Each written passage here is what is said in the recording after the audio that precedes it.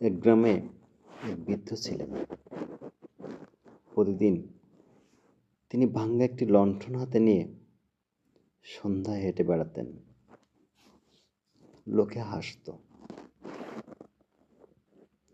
লণ্ঠনটা তো ঠিকমতো আলোই দেয় না।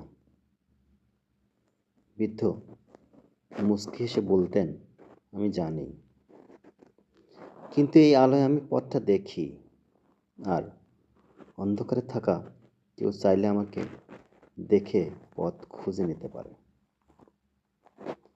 একদিন সত্যিই অন্ধকারে পথ হারানো একজন সেই ক্ষীণ আলো দেখে সঠিক পথে ফিরল।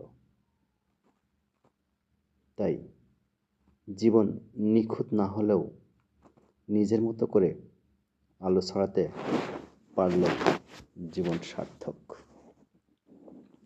শুভ সকাল।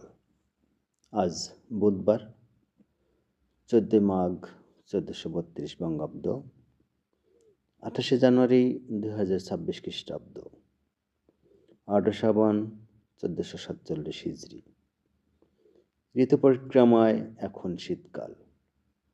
আজ বছরের 28তম দিন। 1982 সালের আজকের এই দিনে বাংলাদেশের জাতীয় সংসদ ভবন উদ্বোধন হয়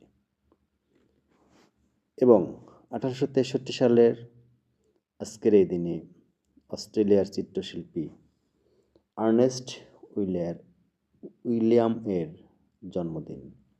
শুভ হোক সারাদিন।